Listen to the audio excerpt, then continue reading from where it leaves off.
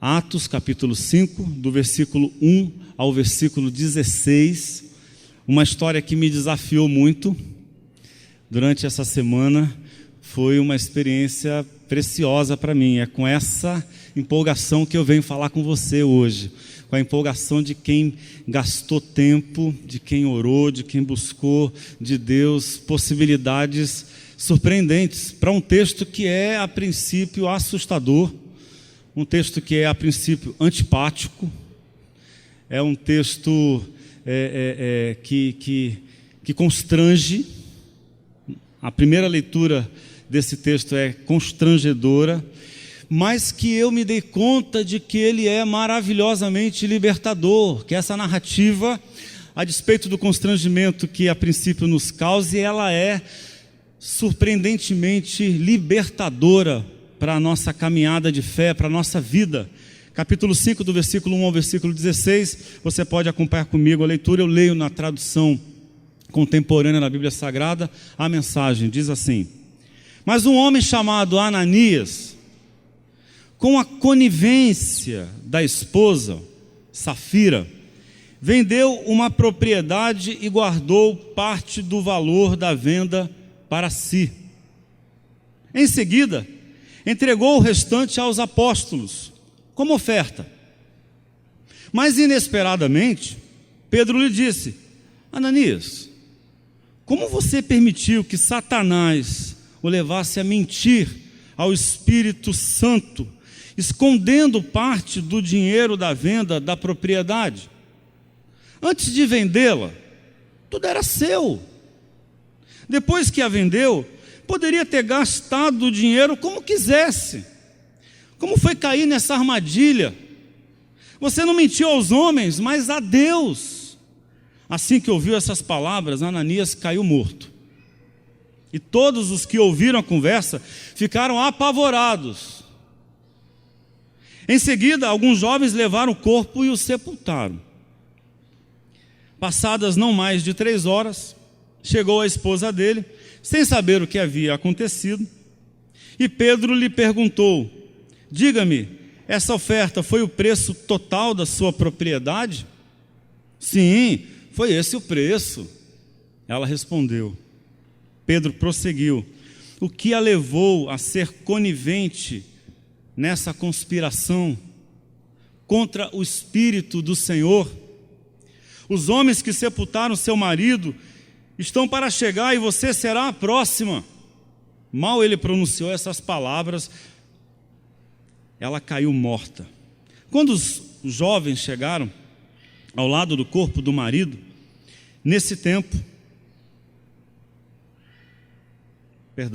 quando os jovens chegaram, encontraram o corpo da mulher, que foi carregado e sepultado ao lado do corpo do marido. Nesse tempo, a igreja inteira e todos os que tomaram conhecimento do fato sentiram um respeito profundo por Deus. Eles perceberam que com Deus não se pode brincar. Versículo 12: o trabalho dos apóstolos resultou em muitos sinais da parte de Deus entre o povo. Coisas maravilhosas aconteceram. Eles se reuniam regularmente no templo, no pórtico de Salomão, e a harmonia entre eles era notável. Mas ainda que os admirasse, o povo hesitava em unir-se a eles. Apesar disso, o número dos que passaram a confiar no Senhor aumentava sempre. Homens e mulheres vindos de todos os lugares. Eles chegavam a deixar os doentes na calçada, sobre macas, esperando que fossem tocados pela sombra de Pedro quando ele passasse. Multidões vinham das cidades ao redor de Jerusalém, trazendo os enfermos, e todos eram curados. Amém? Ore a Deus comigo. Se você crê junto comigo, consagre seu coração, suas ideias a esse tempo de meditação na palavra de Deus.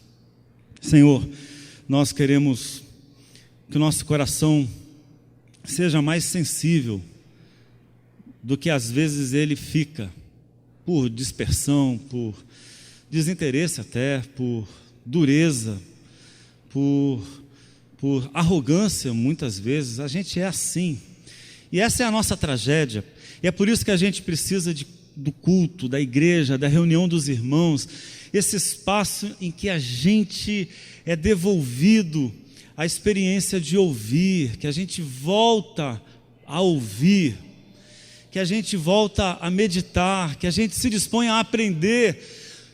Sem isso a nossa vida, ela empobrece muito. Sem isso a nossa vida sofre risco, Deus. A gente precisa muito da Tua palavra. Fala ao nosso coração, em nome de Jesus.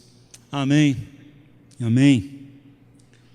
O texto, a história contada aqui por Lucas, eu já disse, é assustadora. Ela causa constrangimento.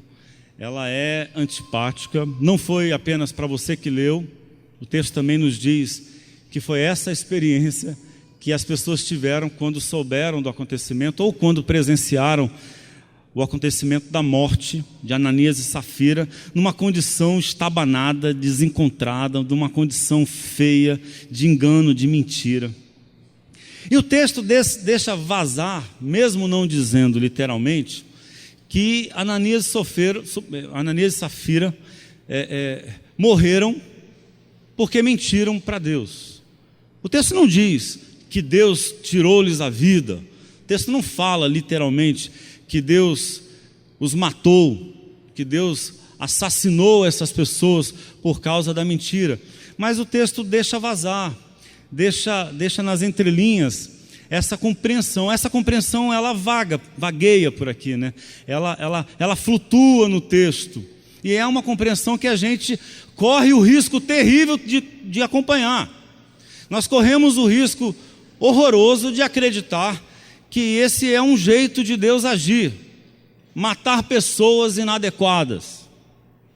Mas antes da gente seguir numa compreensão de um texto como esse, que foi narrado há 2 milênios atrás, e portanto tinha as ideias que eles tinham sobre Deus, e a maioria das ideias que eles tinham sobre Deus nós não temos mais, porque aprendemos, porque tivemos outras experiências, porque evoluímos até.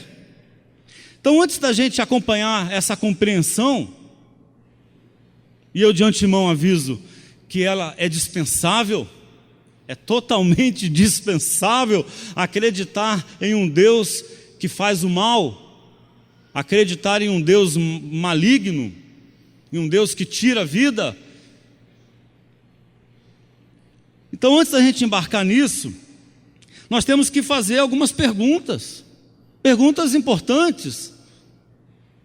Por exemplo, crentes morrem porque mentem?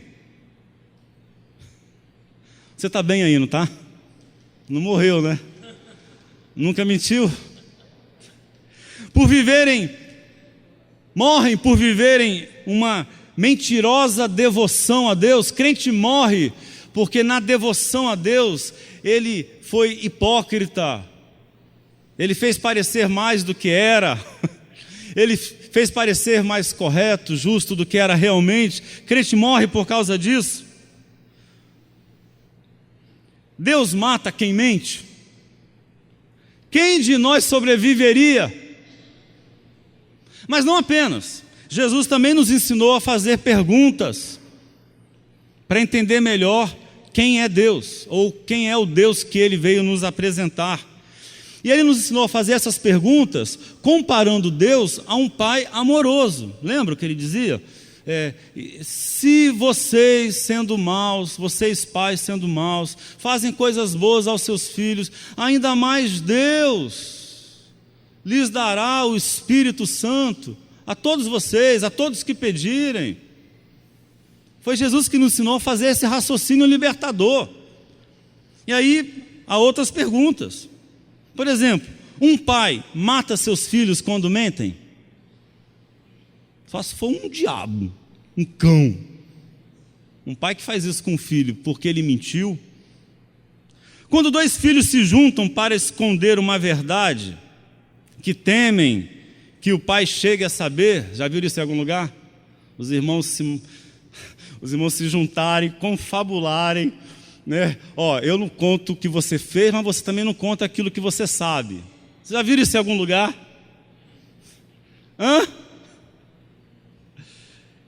E aí este pai, quando descobre, flagra mentira, ele os mata. Que filhos nunca mentiram aos seus pais? Então essa compreensão que o texto parece deixar vazar, não faz o menor sentido. E eu quero partir daqui, dessa negação completa. Não é assim o jeito de Deus agir.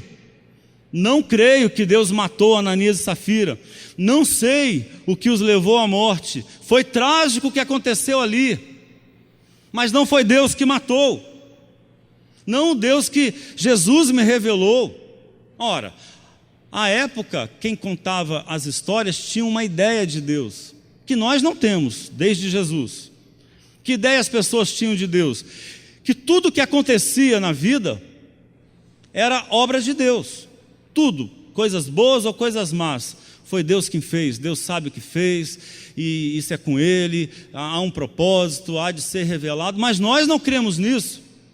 Nós sabemos, desde Jesus, que Deus não pratica o mal, ao contrário, que Deus é contra o mal, que a presença divina entre nós é justamente uma revolta de Deus com a maldade no mundo. Deus não tem nada a ver com a nossa maldade, Ele não é o maldoso que opera entre nós. O Deus de Jesus, Ele é definido por João como amor. Deus é amor e cheio de graça. Bom, nós fizemos um acordo aqui, esse é o nosso Deus. Não foi Ele que matou Ananias e Safira. Então nós precisamos tratar esse texto, ao invés de perguntar por que Deus matou, porque nós não cremos assim, nós precisamos perguntar ao texto o que essa morte significou para a história dessa gente. O que essa morte significou para eles. Nós temos que perguntar o que morreu na história daquela comunidade, depois do acontecimento de Ananias e Safira. Depois da tragédia de Ananias e Safira, o que morreu na vida dessa igreja. E aí eu diria, o que precisa morrer para que a vida seja mais verdadeira. O que morreu na morte de Ananias e Safira? O que precisa morrer em nós para que a nossa vida, repito, seja mais verdadeira? Porque nós não queremos apenas viver, nós queremos viver de verdade. Concorda comigo? O cristianismo, a pregação cristã, não nos ensina a buscar felicidade, não nos ensina a buscar a paz, não nos ensina a buscar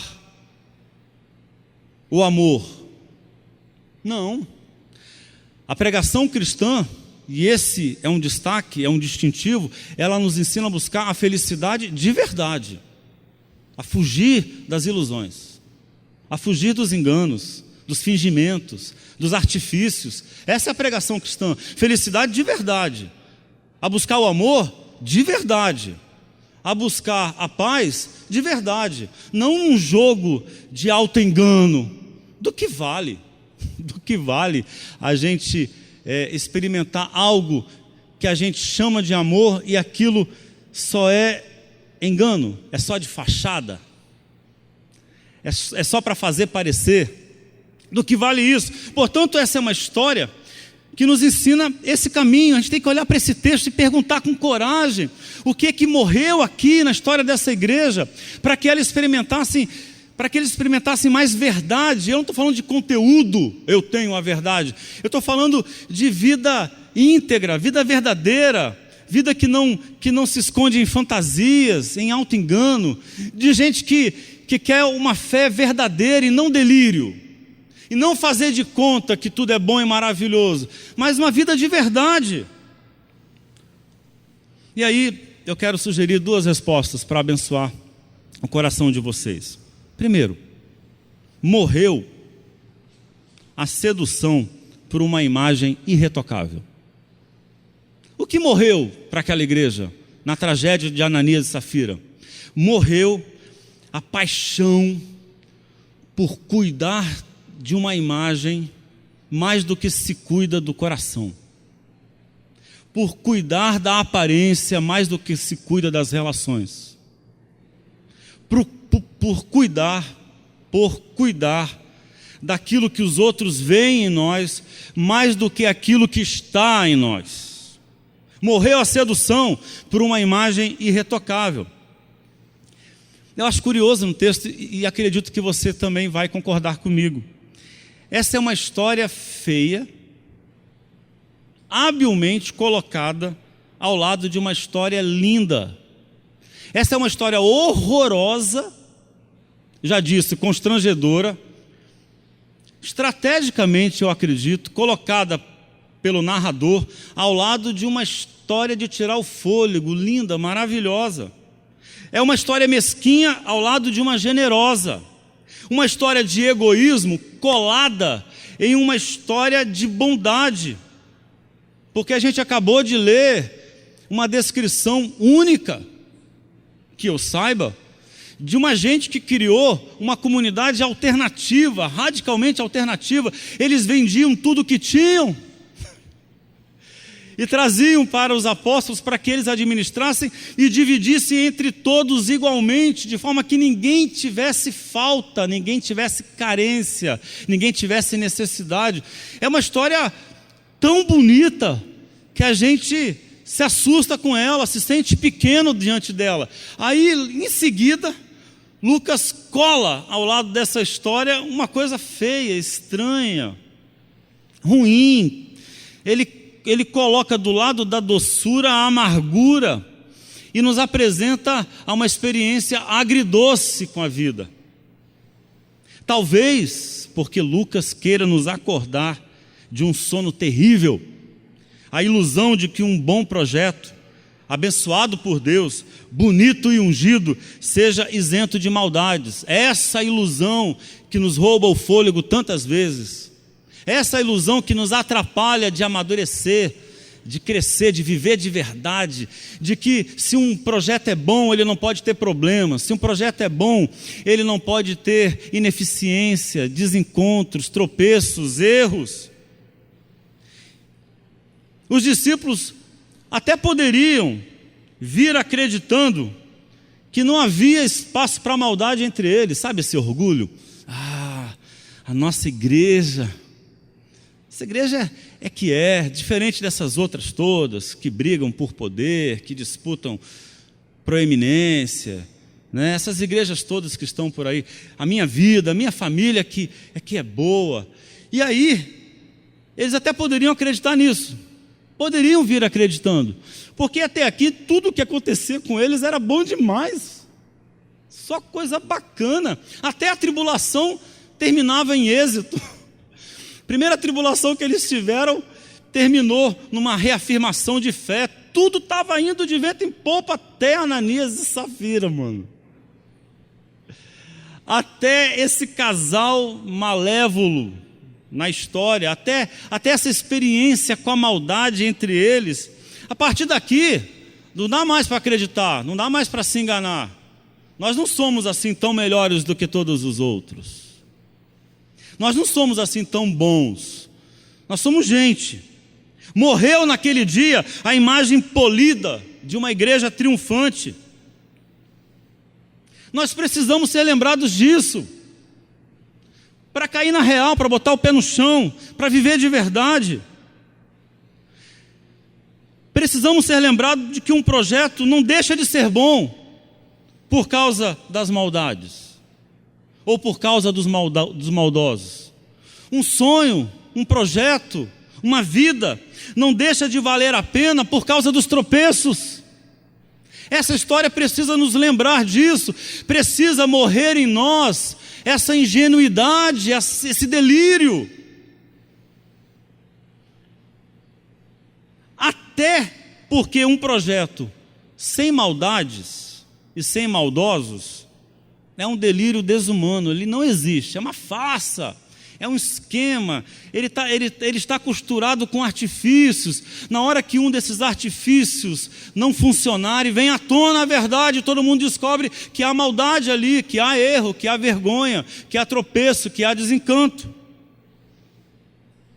Mas há algo mais aqui. Eu acredito que há um processo mais profundo de morte aqui. Há uma morte mais profunda aqui e boa.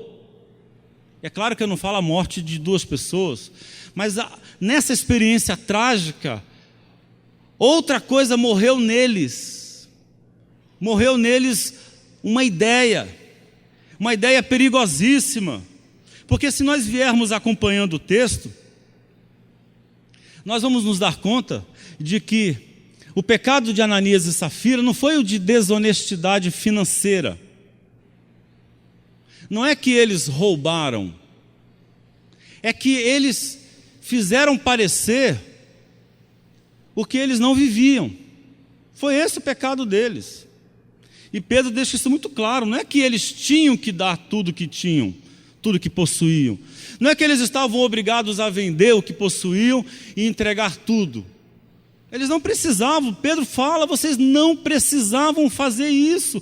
Por que é que vocês embarcaram nessa tolice? Por que é que vocês aceitaram essa condição absurda? Se vocês não vendessem, não era de vocês. E se vendesse e ficasse com o dinheiro, vocês também não poderiam gastar com o que bem entendesse? Por que é que vocês fizeram isso? O erro deles, o pecado deles foi o de buscarem uma imagem que não correspondia com a verdade íntima, com quem eles conseguiam ser. Mas olhemos mais para a narrativa, porque o que vem acontecendo nessa igreja é curioso. O que vem acontecendo nessa comunidade é chamativo. O nível da piedade subiu muito, ficou muito caro ser tão bom quanto todos os bons que estavam lá. Ficou muito difícil participar dessa comunidade. Eu repito, eles eram aqueles que repartiam todos os bens. E o texto, um pouco antes, se você ler o último versículo do capítulo 4, ele fala de Barnabé, que vendeu sua propriedade e entregou aos discípulos. Eles foram descritos assim. É uma imagem muito forte de uma gente muito piedosa, de uma gente que parece ser boa demais, de uma gente que parece ser santa demais. É muita santidade nessa igreja, é muita beleza. Que bom, não estou reclamando não, mas percebe o que está acontecendo aqui? Há uma piedade aqui que é assustadora. A igreja tinha uma imagem grandiosa, gigantesca.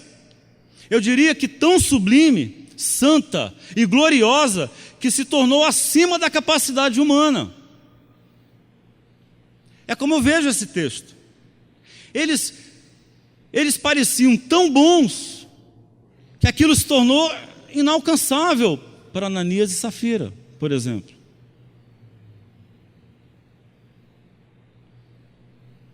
Se tornaram tão grandiosos que Ananias e Safira revelam exatamente isso, que eles não davam conta do nível de santidade e de piedade que aquela igreja parecia ter. Eu imagino, sugiro. É muita imagem para a condição humana. Ananias e Safira não conseguem ser tão generosos. Eles não dão conta de serem tão piedosos. Eles não são tão santos assim. E aí o que eles fazem? Aqui está a tentação. Aqui está a nossa crise. Eles preferem mentir. Eles preferem fazer parecer que eram, mesmo não sendo. Para não frustrar a imagem que todos tinham, eles preferem simular do que viverem a realidade que eles dão conta. Eles preferem o simulacro, a simulação, à verdade. Eu diria que nós vivemos algo assim em nossos dias. Algo que a gente chama de cultura do simulacro, que nós estamos vivendo agora, nesse momento. A cultura do simulacro é essa em que as pessoas simulam mais do que vivem. Elas têm mais aparência, têm mais imagem do que vida. As pessoas parecem se importar, e aqui estão as minhas desconfianças. Eu não sei se você vai concordar comigo, mas a impressão que eu tenho como observador é que as pessoas parecem se importar mais em parecerem felizes para os outros do que viver os pequenos momentos de felicidade. Nessa cultura do simulacro, há uma ditadura da felicidade. A nossa linguagem, o jeito que a gente fala, as propagandas, as conversas, o empreendedorismo que marca, que define as relações econômicas, não dão espaço para a gente que tem medo, para os tímidos. Você não pode ser tímido, vai fazer um curso de oratória. Você não pode fraquejar, você não pode desanimar, vai atrás de um coaching. Você tem que ser perseverante, você não pode ter medo, você tem que ter um portfólio intocável, um currículo invejável, e nesse currículo não pode deixar escapar os seus tropeços, as suas más escolhas, os cursos que você fez, mas não deveria para aquela profissão. Você tem que ter uma caminhada irretocável, uma imagem irretocável. Nós vivemos assim. E nessa cultura, nós somos obrigados a simular. Ou você simula ou você está fora, amigo. Você não pode deixar as pessoas saberem quem você é, porque se elas descobrirem, você perde o emprego, você perde a oportunidade. Nem os seus amigos, porque os seus amigos são o seu networking, sua rede de trabalho. Um bom amigo é sempre uma fonte de lucro. Não deixa descobrirem que você é instável, não deixa eles descobrirem que você tem ideias equivocadas, ruins, que você é atrapalhado, não deixa. Nós estamos obrigados a aparecer, mesmo que nós não sejamos. E não só o nosso comportamento nas redes sociais, não dá para não dizer isso. A pessoa não dá conta de beber aquele vinho gostoso, ela tem que postar no Instagram, postar prato de comida, não dá conta, está muito gostoso, eu tenho que postar isso. Ela está num ambiente gostoso, a família reunida, os amigos ali, está tão bom estar ali, que aí ela lembra, puxa, eu preciso tirar uma foto e colocar no meu Face. E ela passa um tempão tirando fotos para montar um álbum, para que as pessoas vejam. Porque nós nos importamos mais que as pessoas saibam e vejam e imaginem quem nós somos, do que vivermos aquele momento. E ao invés de se satisfazer com tudo que está ali, de se bastar no instante, ela precisa da imagem repercutindo, compartilhada. Somos assim, vemos dias assim, eis a nossa tragédia, e nós estamos perdendo a presença. As presenças estão diluídas, estamos cada vez mais ausentes. Nós não damos conta de ficar meia hora sem jogar o jogo das imagens nas redes sociais. Não damos conta, porque as imagens estão rodando ali, não é? Isso sem falar que se você vai atrás lá da timeline de qualquer perfil, as fotos que você verá ali são todas muito sorridentes, né? São todas muito felizes. Vou confessar para vocês, vou começar comigo aqui, um movimento de avivamento. Eu não sou tão feliz quanto pareço no meu Facebook, acredita em mim. Não sou, não é verdade. Eu não sou aquele sorriso o tempo todo.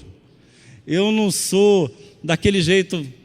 Eu não vivo abraçado o tempo todo com as pessoas. Eu não vivo beijando as pessoas. Pareceu, não pareceu? Eu fiz você acreditar nisso, né? Olhando a minha imagem universal. Pois ela é uma mentira. Não é verdade. Eu fico deprimido. Tem dia que eu acordo mal, rabugento, com raiva. E aí eu não deixo tirar foto minha. Ora, ninguém pode descobrir. Segundo, que morreu ali?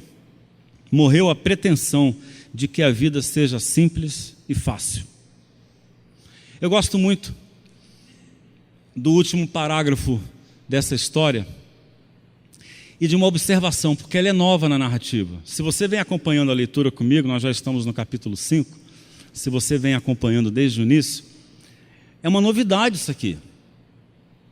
O texto diz: mas ainda que os admirasse, olha como mudou o tom, mas ainda que os admirasse, o povo hesitava em unir-se a eles.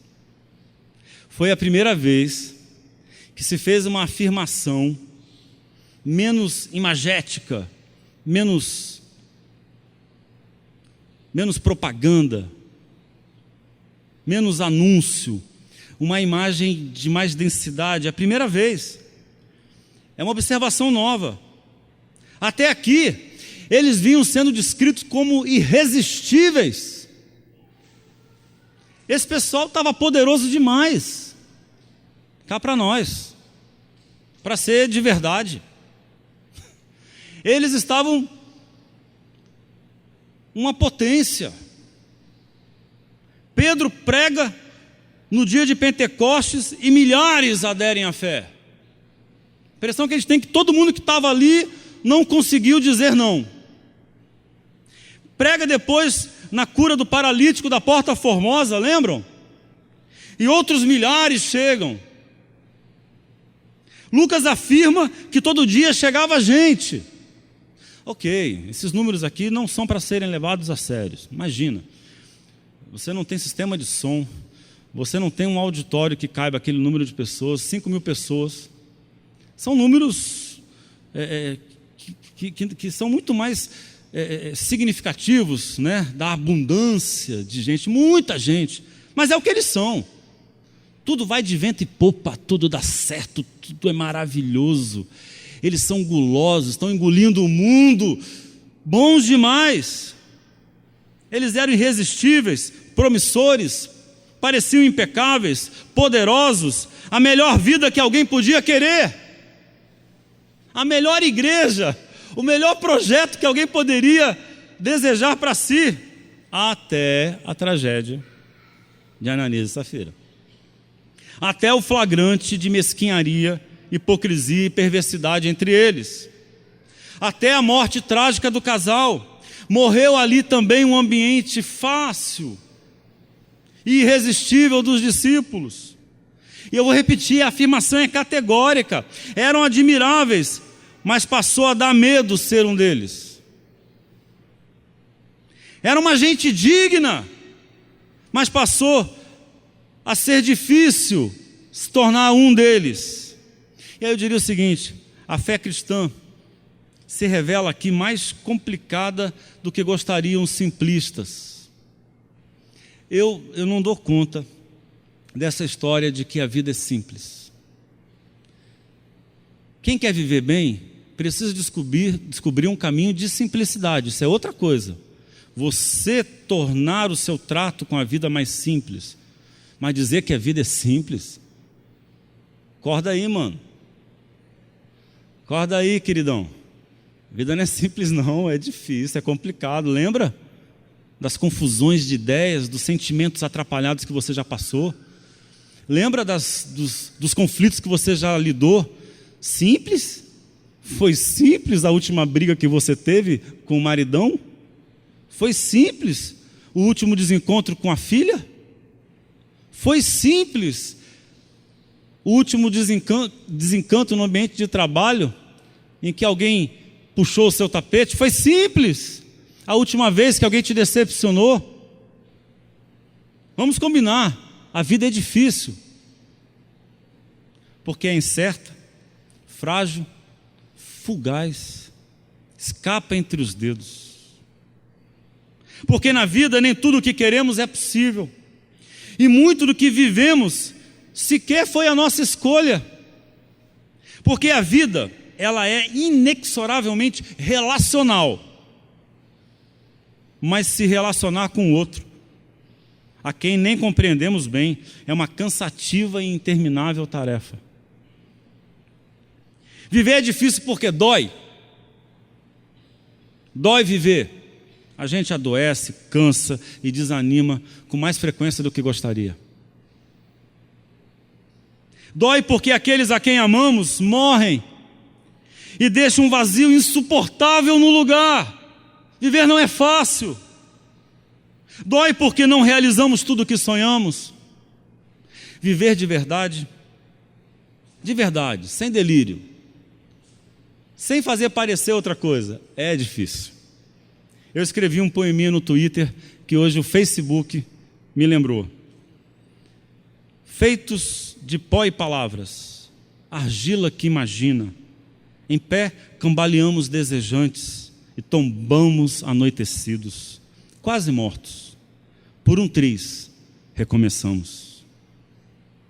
Se viver parecer fácil, aqui entre nós, você não está vivendo de verdade. Se a fé cristã for simples, não é fé de verdade. Mas invertamos, vamos inverter essa conversa. Viver é difícil, mas é admirável. O texto diz isso. Eles os admiravam, mas tinham medo, temiam se tornar um deles. Vamos inverter agora. Viver é difícil, mas é admirável. Ter fé em Jesus não é simples, mas é cheio de graça e valor. O povo os admirava, mas tinha medo de ser um deles. E os admirava porque eles tinham uma esperança em um mundo cheio de desesperança. Porque eles acreditavam em um Deus que sofre com eles. Era admirável a fé dessa gente, difícil, dava até medo, enchia a gente de dúvida, mas era admirável. E aí vamos lá. Se eu deixei uma mensagem assustadora para você, que eu seja encorajador agora. Não é simples viver, mas é surpreendente. Perder uma pessoa a quem se ama é uma dor indizível, mas ser presenteado com o amor de uma mãe é um milagre maior do que a vida. Ser decepcionado pela partida de um amigo é muito duro, mas receber o abraço prolongado de quem nos quer bem é ganhar o fôlego de volta. É amargo ver as costas de quem parte, mas é dulcíssimo olhar para o lado e se surpreender com quem permaneceu ali, mesmo não sendo percebido. É difícil viver, mas nada é mais desejável.